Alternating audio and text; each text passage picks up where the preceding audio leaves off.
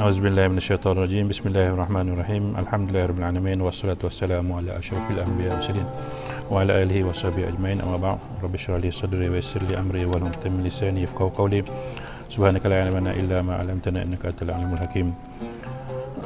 Bagi pengisi surau, al-fadhilul imam, tuan-tuan dan puan-puan Allah Subhanahu wa taala sekalian.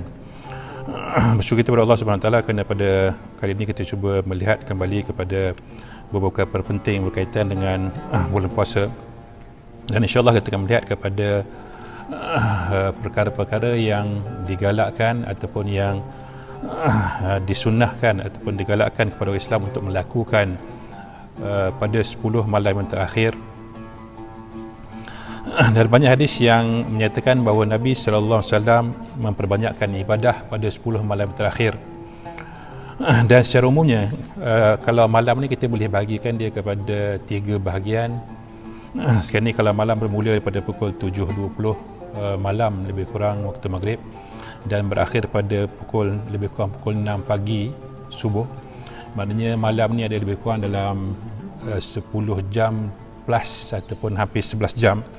Dan mungkin kita boleh bagikan ibadah bulan Ramadan ini kepada 3 bahagian, mungkin bahagian yang pertama, bahagian yang kedua dan bahagian ketiga. Dan dalam 3 jam yang pertama itu bermula pada maghrib sehingga lebih kurang pukul 10 lebih dan 10.30.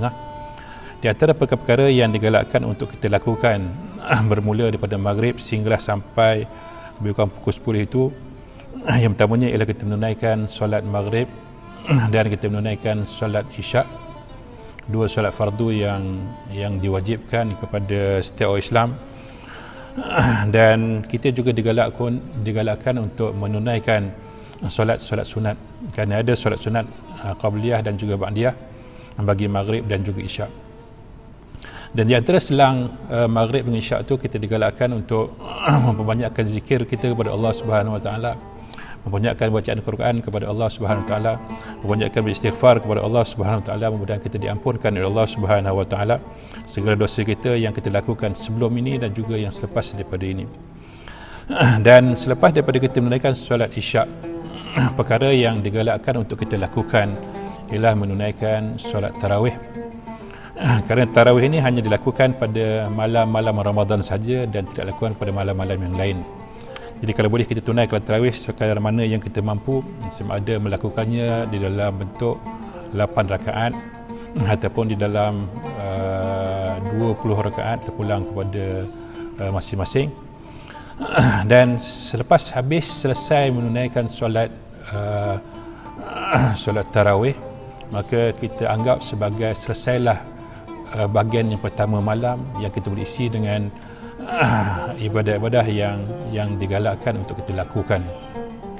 Kemudian selepas daripada solat tarawih mungkin bermula pada pukul 10.30 sehingga lebih kurang dalam pukul 2 malam. Di antara perkara yang kita boleh lakukan pada malam itu, kemungkinan kita boleh bersedekah kepada mereka-mereka yang memerlukan bantuan. Mungkin kita boleh membanyakkan tadarus Al-Quran, dan ada setengah masjid menunaikan tadarus atau mengadakan tadarus, maka kita boleh menunaikan ataupun membuat tadarus bersama dengan rakan-rakan di masjid. Ataupun dalam situasi sekarang ni kita menghadapi perintah kawalan pergerakan, kemungkinan kita boleh adakan tadarus di rumah bersama dengan keluarga ataupun tadarus secara online dan sebagainya.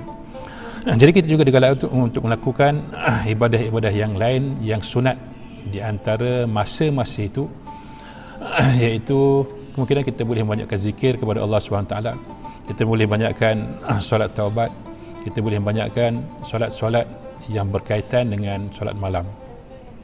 Dan di antara masa yang ataupun perbuatan yang paling afdal untuk kita lakukan di masa bahagian yang kedua dan yang ketiga malam, di antaranya ialah solat tahajud, kemudian solat witir, solat taubat dan sebagainya.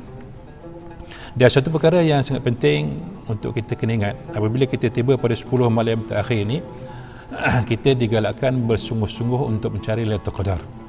Kerana sebagaimana yang disabdakan oleh Nabi sallallahu alaihi wasallam, dan Nabi serta pesan kepada sahabat-sahabat baginda, untuk menunaikan ataupun memperbanyakkan amalan pada malam itu, sama ada kita beriktikaf kepada Allah Subhanahu Wa Taala, sama ada kita membaca Al-Quran, sama ada kita membanyakkan berzikir, sama ada kita membanyakkan berdoa kepada Allah Subhanahu Wa Taala, dan kita digalakkan untuk menggerakkan ahli keluarga kita bersama-sama untuk juga mengihya ataupun menghidupkan malam kita, kerana insya-Allah kita akan cuba mendapatkan seboleh mungkin untuk mendapatkan malam itu qadar. Sebagaimana yang dipesan oleh Nabi sallallahu alaihi wasallam bahawa malam itu qadar ini akan berlaku pada malam-malam yang ganjil, sama ada malam 21, 23, 25 ataupun 27 ataupun 29 Ramadan. Jadi inilah di antara perkara yang digalakkan oleh Nabi sallallahu alaihi wasallam untuk kita perbanyakkan amalan-amalan itu. Mudahan dengan apa yang kita lakukan sepanjang malam 10 malam yang terakhir ini, kita akan mendapatkan Lailatul Qadar daripada Allah Subhanahu Wa Taala. Dan kalau kita membanyakkan ibadah kepada Allah, mungkin berzikir, mungkin membaca Quran, mungkin bersalawat, mungkin bertasbih, mungkin berdoa dan sebagainya, kita diharapkan Allah akan mengampunkan segala dosa-dosa kita yang lalu dan segala dosa-dosa kita yang akan datang, dan mudah-mudahan Allah akan menerima segala amalan kita dan kita akan mendapat Ramadan yang mubarak, dan kita akan mendapat Ramadan dan juga malam Lailatul Qadar yang dijanjikan oleh Allah Subhanahu Wa Taala lebih baik daripada sebulan. Jadi inilah perkara yang boleh kita lakukan pada 10 malam terakhir. Mudah-mudahan Allah akan berikan keberkatan kepada kita semua, Allah akan berikan ganjaran yang besar kepada kita semua, dan Allah akan menerima segala amalan kita insya-Allah. Jadi saya cukuplah untuk sekarang ini. Apa yang penting ialah kita perbanyakkan amalan pada sepanjang malam. Mudah-mudahan kita akan diampunkan oleh Allah Subhanahu Wa Taala. Aqulu qawli hadza, wassalamu alaikum warahmatullahi taala wabarakatuh.